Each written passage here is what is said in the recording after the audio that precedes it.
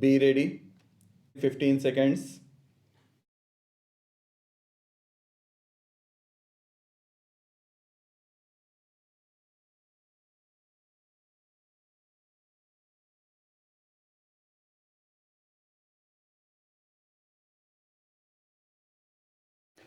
Mr. Chairman, Sir, keeping in view the circumstances in the country, our constitution is so framed that we can say that it is neither fully federal nor fully unitary.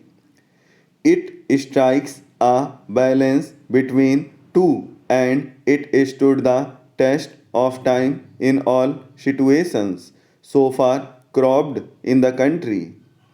We have so far successfully thwarted all kinds of challenges posed to our political system and we have remained stable amidst such pressure on our system. I do not think that any new development has taken place warranting reappraisal and detailed analysis of our political system. Often, our friends, particularly from opposition parties, raise the demand for redefining of relations between the center and the states.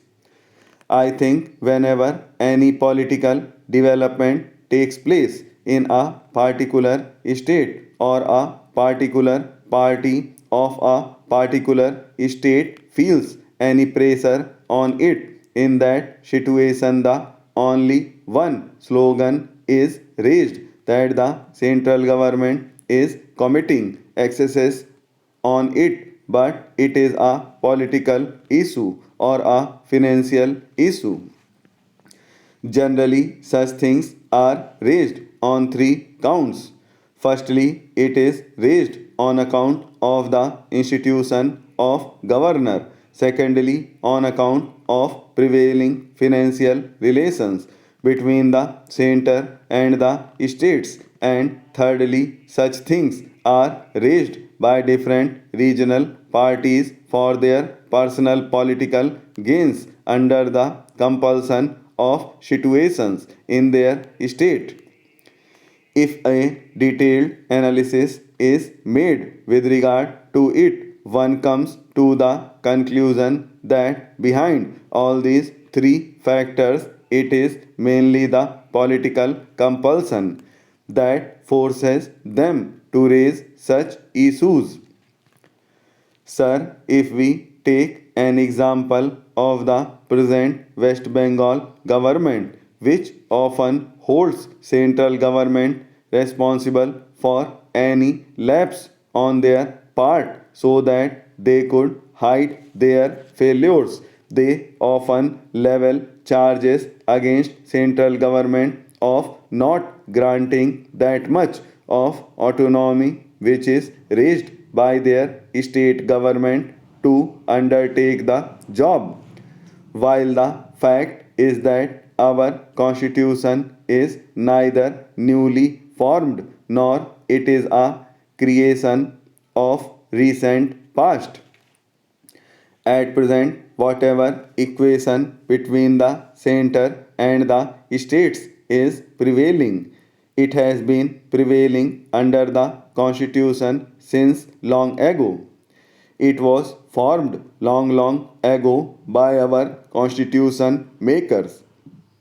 So long as the same party ruled at the center and the state, no such problem arose. But as soon as different parties came into power at the center and states, such problem began to arise.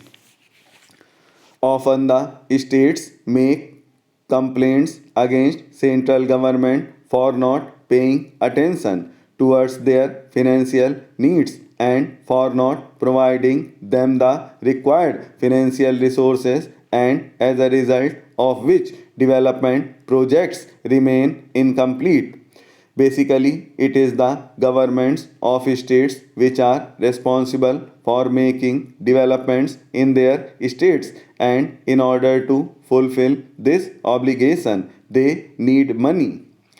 States have been presenting their case before Finance Commission and the financial resources are distributed accordingly, and this thing is clearly mentioned in the constitution also.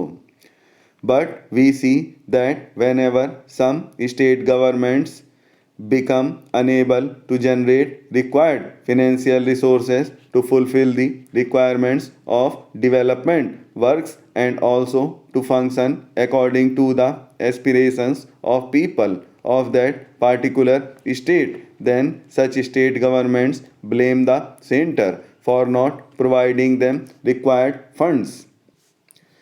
I would like to submit to the Honorable Minister for Home Affairs that the present Finance Commission shall devise a formula as to how the states could be provided their maximum share in the financial resources.